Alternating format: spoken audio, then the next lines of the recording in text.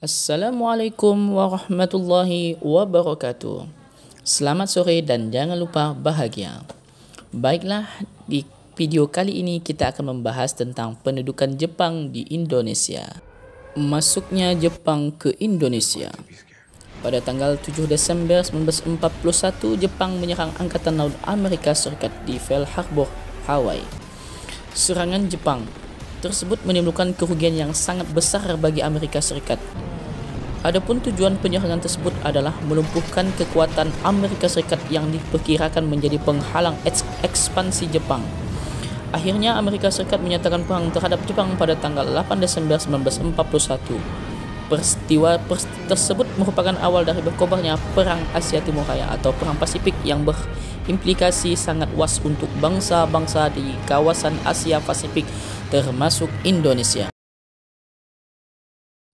Setelah menghancurkan Pearl Harbor pada tanggal 10 Desember 1941, Jepang menduduki Filipina dan menduduki Burma pada tanggal 16 Desember 1941. Pada tanggal selanjutnya, 11 Januari 1942, Jepang mendarat di Indonesia dan menguasai Kalimantan, kemudian menyusul ke pusat-pusat kekuasaan Belanda di Sumatera dan Jawa. Pada bulan Februari 1942, Jepang menduduki Pontianak, Banjarmasin, Makassar, Palembang, dan Bali. Pendudukan Jepang di Palembang dianggap paling strategis karena letaknya di antara Batavia yang menjadi pusat kekuasaan Belanda dan Singapura yang menjadi wilayah kekuasaan Inggris. Selanjutnya Jepang mendarat di Banten, kemudian di Indramayu, Kragan, Rembang, dan Tuban, dan Surabaya pada bulan Maret 1942 Jepang menyerang Batavia dan Bandung. Oleh Jepang, Jawa dirancang sebagai pusat seluruh operasi militer di Asia Tenggara dan Sumatera sebagai sumber minyak utama. Menghadapi serangan kilat Jepang tersebut, Gubernur Jenderal Hindia Belanda Gerda van Starkenborgh dan Panglima Tentara Jenderal H. ter Fontaine tidak berdaya menghadapinya. Belanda pun menyerah tanpa syarat di Kalijati, Subang, Jawa Barat pada tanggal 8 Maret 1942 kepada Letnan Jenderal Hitoshi Imamura. Adapun tujuan pendudukan Jepang atas Indonesia memiliki tujuan sebagai berikut. Yang pertama, Indonesia dijadikan sumber bahan mentah dan bahan bakar bagi kepentingan industri Jepang.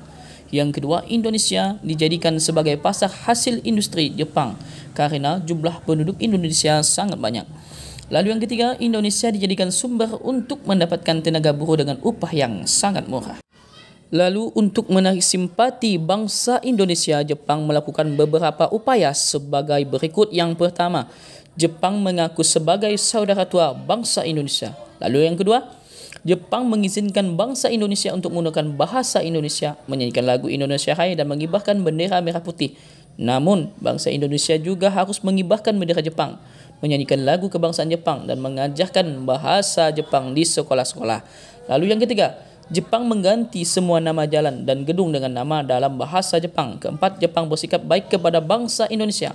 Lalu yang terakhir, kelima, Jepang membentuk gerakan 3A dengan moto Jepang Cahaya Asia, Jepang Pelindung Asia, dan Jepang Pemimpin Asia sebagai salah satu upaya propaganda kebaikan Jepang. Pada awalnya, kedatangan Jepang disambut baik oleh para tokoh nasional kita, seperti Soekarno-Hatta dan Ki Hajar Dewantara. Namun ada sebagian tokoh pergerakan seperti Samratulangi, M.H. Tamrin dan Sutarjo yang bersikap hati-hati akan gerakan ekspansionisme Jepang karena adanya unsur fasisme di dalamnya.